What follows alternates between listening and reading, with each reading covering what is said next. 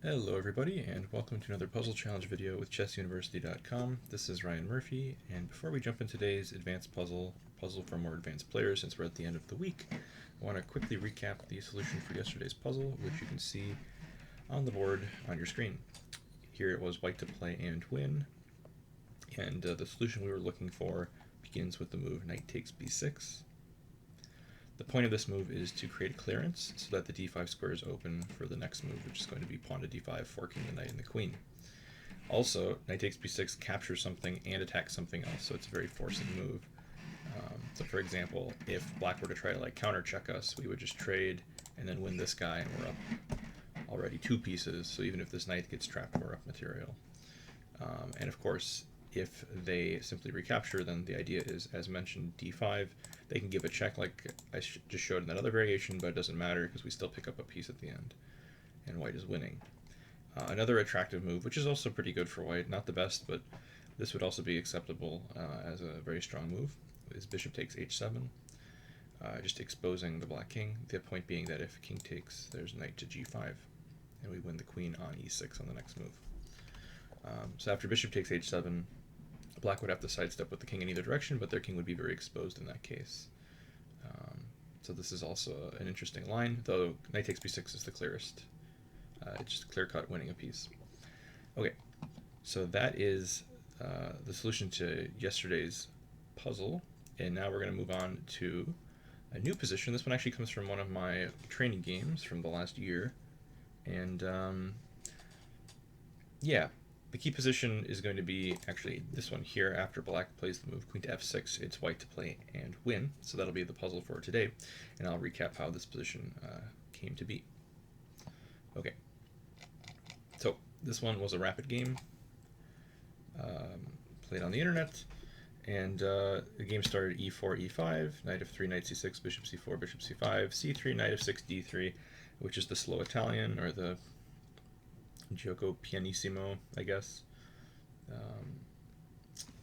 There's many ways to play it. You can develop this knight through d2 to f1 and then to e3 or g3 before you castle to try to save a tempo on moving the rook to e1, or you can just develop castle and develop normally, which is more standard. So a6 castles, bishop a7, black gets the bishop out of the way, and now there is actually in the near future going to be a concrete threat of knight to a5 to chase my bishop on c4, but right now the pawn is hanging, so first black will play something like d6, and then they'll have ideas of knight a5 that white will have to deal with.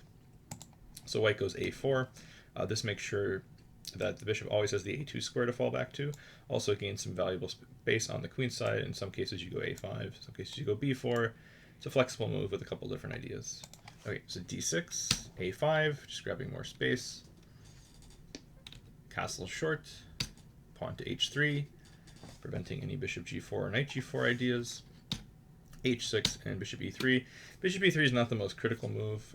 Probably knight bd2 or even b4, just grabbing more queenside space would have been more testing. But I was pretty happy with the structure change if bishop e3 and then takes, because white gets this half open f-file. There's some potential ideas to create pressure on the king side.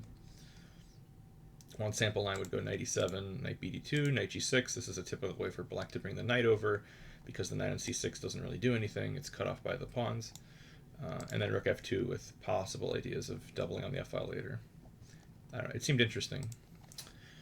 Alright, so the trade didn't happen though. It was bishop e6, and now knight bd2, and again, black now has the option to take on e3, which this time does happen. It's also possible to keep the tension and just play a move like queen d7, but bishop e3 is quite decent for black. And now black goes for knight h5, trying for some, in my opinion, slightly premature kingside stuff. Moves that I guess I was more expecting. Moves like rook e8, have the option of recapturing with the rook on e6. Trading on c4 is, I guess, possible. Also, I think rerouting this knight now isn't so terrible. Again, with the idea of bringing it to g6, but knight h5 was chosen. Rook to f2. Sidestepping any knight g3 ideas. And again, there's always some plans of doubling up on the f-file later. So by far not the only move, by the way. I should mention that you can take on e6 in this position. You can go b4 in this position. There's a lot more like natural looking moves than rook f2. Rook f2 is just an idea I looked at in preparation that was kind of cute. Not in this specific position, but similar positions. Okay, so queen f6 though is a pretty big mistake, after which it is white to play and win. And there's one line that's clearly better than the others, so we're looking for that one. Hopefully you guys can find the solution. If you want to get credit on your chessuniversity.com account, please check the link in the YouTube description and submit your answer on the official post, and that's how you get credit to your account. So if that interests you, go check that one out. Thanks for watching, everyone, and I'll see all you tomorrow.